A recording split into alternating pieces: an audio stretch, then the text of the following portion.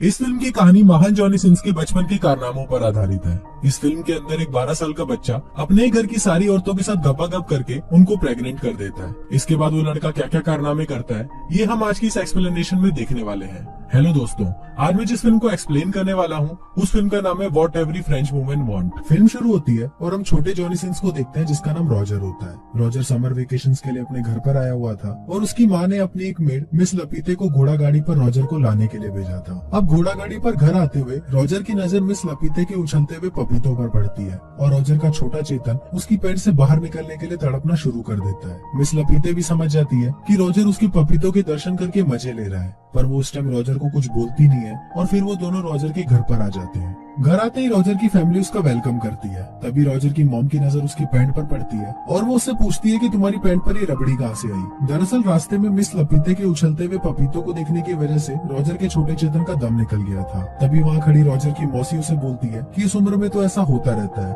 और वो अपने हाथों से रॉजर की रबड़ी को साफ करने लगती है। इसके बाद वहाँ रॉजर अपनी छोटी बहन से मिलता है जिसका नाम बर्था होता है। फिर बर्था रॉजर को जंगल में घुमाने के लिए लेके जाती है और वहाँ पर रॉजर की मुलाकात मिस लपीते से होती है। बातें करते हुए मिस लपीते को अचानक जोर से सुसु आ जाती है और वो रॉजर के सामने ही अपनी स्कर्ट ऊपर करके पेड़ों को पानी देने लगती है। रॉजर ये सब देखकर सोचने लगता है कि उसे इस उम्र में क्या क्या देखना पड़ रहा है, और इसके बाद रॉजर वहाँ से चला जाता है। रॉजर जंगल में अकेला घूम रहा होता है, पर तभी रॉजर का पैर फिसलता है और वो झाड़ियों में आकर गिर जाता है। वहाँ पर रॉजर को किसी लड़की की हंसने की आवाज सुनाई देती है। रॉजर देखता है कि वहाँ उसकी घर की एक मेड उर्सुला किसी आदमी के साथ दबा के संभोग कर रही है। तभी उर्सुला की नजर रॉजर पर पड़ती है और वो उसको देखकर हंसने लगती है। रॉजर ये सब देखकर डर जाता है और वहाँ से अपने घर भाग जाता है। रात को रॉजर अपनी फैमिली के साथ डिनर करता है और डिनर करने के बाद वो अपने कमरे में सोने चला जाता है। रॉजर सोने ही वाला होता है, पर तभी उसे अपने कमरे के बाहर बर्तनों के खड़खड़ाने की आवाज सुनाई देती है। रॉजर जब बाहर झांक कर देखता है तो उसकी फटकर हाथ में आ जाती है। रॉजर देखता है कि उसकी एक नौकरानी हेलन एक दरवाजे से आधी बार निकली हुई थी और कोई ठोकुमल उसका पीछे से ही गेम बजा रहा था। टपा टप करने के बाद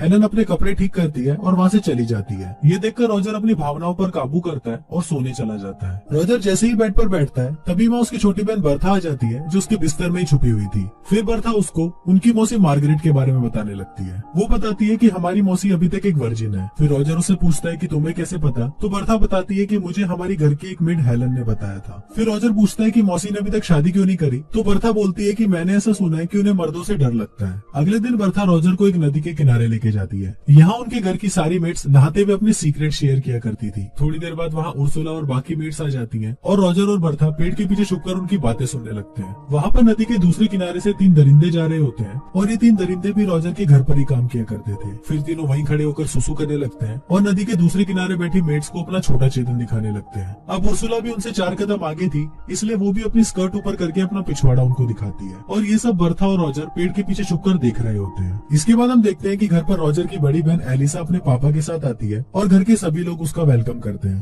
एलिसा एक एक करके घर के सभी लोगों से गले मिलती है, पर जब रॉजर की बारी आती है तो वो उसे बस हेलो बोलकर घर के अंदर चली जाती है। अब रॉजर को ये समझ नहीं आ रहा होता कि उसके साथ ये अन्याय क्यों हुआ। तभी रॉजर की छोटी बहन बर्था उसके पास आती है और उसे अपने साथ एक चर्च में लेके जाती है। फिर वो दोनों चर्च की छत पर बैठकर उसकी मासी की बातें सुनने लगते हैं, जो चर्च के फादर के सामने अपने पाप को कन्फेस करने आई थी। फिर मार्गरेट फादर को बोलती है कि फादर, मेरे से एक बहुत बड़ा पाप हो गया है। फिर फादर उससे पूछते हैं कि तुमसे क्या पाप हुआ है, तो मार्गरेट बताती है कि मेरा नेफ्यू रॉजर कुछ दिनों पहले ही घर पर आया है और जब से मैंने रॉजर को देखा है मैं उसके प्यार में पागल हो गई हूँ, और कई बार तो मैंने अपने सपने में उसके साथ दबा के संभोग किया है। ये सभी बातें ऊपर बैठा रॉजर भी सुन रहा होता है और वो बहुत ज्यादा एक्साइटेड हो जाता है। रॉजर सोचने लगता है कि घर में कोई तो है जिसको मैं भी पेल सकता हूँ, वरना घर की सारी औरतों को तो नौकर ही पेलते जा रहे हैं। अब ये सब पेलम पाली की बातें सोचते हुए रॉजर और भी ज्यादा एक्साइटेड हो जाता है और नीचे आकर गिर जाता है। इसके बाद पादरी और मार्गरेट रॉजर को अपने साथ घर पर लेकर आते हैं और उसकी माँ को सारी बातें बता देते हैं। फिर रॉजर की माँ पादरी से पूछती है कि इसे क्या सजा मिलनी चाहिए, तो इस पर पादरी बोलता है कि इसके पिछवाड़े पर मार मारकर उसको बंदर के पिछवाड़े की तरह लाल बना देते हैं। रॉजर की माँ को भी ये बात अच्छी लगती है और वो पादरी को बोलती है कि मस्त प्लान है। फिर रॉजर की माँ उसकी मौसी मार्गरेट को बोलती है कि ये शुभ काम तुम करोगी। मार्गरेट पहले तो ऐसा करने के लिए मना कर देती है, पर रॉजर की माँ के फोर्स करने पर वो ऐसा करने के लिए तैयार हो जाती है और रॉजर के पिछवाड़े पर 10 बार जोर से फटके देती है, जिससे उसका पिछवाड़ा बंदर के पिछवाड़े की तरह लाल हो जाता है। रात को रॉजर बेड पर उल्टा होकर सो रहा होता है क्योंकि उसके दोनों तबले सूजे हुए थे। तभी उसे वापस अपने कमरे के बाहर बर्तनों के खड़खड़ाने की आवाज सुनाई देती है। रॉजर देखता है कि इस बार भी कोई ठोकुमल हेलन के पीछे से उसकी ठुकाई कर रहा है और इस बार भी हम लोगों को पता नहीं चलता कि ये ठोकुमल है कौन जो अपना काम करके वहाँ से गायब हो जाता है। वहाँ पर मिस्टर फ्रैंक भी खड़े होते हैं जो हेलन की ठुकाई एंजॉय कर रहे थे। थोड़ी देर बाद रॉजर के पास उर्सुला आती है और उसको बोलती है कि आज की पिटाई से तुम्हें बहुत दर्द हो रहा होगा, लाओ मैं तुम्हारे पिछवाड़े पर बाम लगा देती हूँ। पर रॉजर उसको बोलता है कि नहीं, पर तुम मुझे एक बात बताओ कि मैं रोज देखता हूँ कि हेलन का कोई पीछे से गेम बजा रहा होता है और अपना काम हो जाने के बाद वो वहाँ से चला जाता है। आखिर ये महान पुरुष है कौन? उर्सुला बोलती है कि ये हम मेट्स का टॉप सीक्रेट है और ये बोलकर वो वहाँ से चली जाती है। रॉजर सोच रहा होता है कि यहाँ हर कोई किसी की ठुकाई कर रहा है, पर साला मेरा दिन कब आएगा। फिर रॉजर को याद आता है कि हेलन की ठुकाई तो मिस्टर फ्रैंक भी देख रहे थे और वो मिस्टर फ्रैंक से मिलने के लिए उनके रूम में चला जाता है। वहाँ जाकर रॉजर देखता है मिस्टर फ्रैंक अपने पैंट में हाथ डालकर दूरबीन से आसमान में कुछ देख रहे होते हैं। फिर रॉजर को वहाँ देखकर मिस्टर फ्रैंक घबरा जाते हैं और वहाँ से भाग जाते हैं। उनके जाने के बाद रॉजर भी दूरबीन से देखने की कोशिश करता है और वो देखता है कि बाहर दो लोग दबा के घपाघप करने में लगे हुए हैं। ये देखकर रॉजर सोचता है कि ये साला फ्रैंक तो मेरे से भी बड़ा हवस का पुजारी है। फिर रॉजर को वहाँ पर एक किताब मिलती है जिसमें घपाघप की बहुत सारी कहानियां लिखी हुई थी। फिर रॉजर उस किताब को अपनी पैंट में छुपा लेता है और वहाँ से चला जाता है। रॉजर अपने कमरे की तरफ जा रहा होता है, पर तभी उसे उसके पेरेंट्स के कमरे में से घपाघप की आवाजें सुनाई देती है। रॉजर की होल से अंदर झांकता है और देखता है कि उसके पापा उसकी मम्मी की अनबॉक्सिंग कर रहे हैं। तभी वहाँ अलीसा का मंगेतर रोनाल्ड आ जाता है और रॉजर को झांकते हुए पकड़ लेता है। फिर रॉजर उसको बोलता है कि प्लीज तुम मेरे पेरेंट्स को कुछ मत बताना और तुम जो बोलोगे मैं वो करूंगा। अब रोनाल्ड भी इस मौके का फायदा उठाता है और रॉजर से अपनी कार साफ करवाता है। इसके बाद हम देखते हैं कि रॉजर एक अस्तबल में छुपकर उस किताब को पढ़ रहा होता है और उस किताब को पढ़ते हुए वो अपनी पैंट में हाथ डालकर अपनी घोड़ा गाड़ी चलाने लगता है। तभी वहाँ पर उनका एक नौकर चूतड़मल आ जाता है और रॉजर उसको देखकर एक कोने में जाकर छुप जाता है। थोड़ी देर बाद हेलन भी वहाँ पर मुर्गियों को दाना डालने के लिए आती है और फिर चूतड़मल हेलन को वहीं फंसा देता है और पीछे जाकर उसका गेम बजाने लगता है। हेलन वहाँ पर रॉजर को देखती है और उसे हेल्प करने के लिए बोलती है। जैसे ही रॉजर हेलन की मदद करने के लिए आता है, हेलन रॉजर को मना कर देती है और बोलती है कि अभी थोड़ी देर रुक जाओ। दरअसल हेलन को भी अपना गेम बजवाने में मजा आ रहा था। फिर रॉजर बाहर देखने के लिए जाता है कि आखिर क्या हो रहा है, पर तब तक चूतड़मल हेलन का गेम बजा चुका था। इसके बाद रॉजर अपने घर के अंदर आता है। वहाँ पर उसकी बड़ी बहन एलिसा और उसका मंगेतर रोनाल्ड बैठे होते हैं। फिर रोनाल्ड रॉजर को देखकर बोलता है कि मेरे जूते बहुत गंदे हो गए हैं और तुम इसे अच्छे से साफ कर दो, पर रॉजर उसे ऐसा करने से मना कर देता है। अब इससे रोनाल्ड गुस्सा हो जाता है और रॉजर की मॉम को उस रात की सारी बातें बता देता है। रॉजर की मॉम ये बात सुनकर बहुत गुस्सा हो जाती है और वो बोलती है कि मेरी दोनों बेटियां बहुत ही अच्छी हैं और मैंने उन्हें अच्छे संस्कार दिए हैं, पर ये सारा ठरकी पता नहीं कहाँ से पैदा हो गया। फिर रॉजर की मॉम रॉजर को घर से बाहर जाने के लिए बोलती है और बाहर जाने से पहले रॉजर मियां खलीफा की अनसुनी कहानियों की किताब अपनी बहन की किताब से एक्सचेंज कर देता है। फिर रॉजर बाहर छुपकर अपनी बहन को वो घपाघप की किताब पढ़ते हुए देखता है। रॉजर देखता है कि मेलिसा को भी उस किताब को पढ़कर चरम सुख की प्राप्ति मिल रही होती है। अब रॉजर के मन में घपाघप करने की इतनी तेज चुल मचती है कि अगर रॉजर को अभी घपाघप नहीं मिला तो उसका छोटा चेतन उसकी पैंट में ही फांसी लगा लेगा। फिर रॉजर अपनी चुल शांत करने के लिए सीधा उर्सुला के पास जाता है जो किचन में काम कर रही होती है।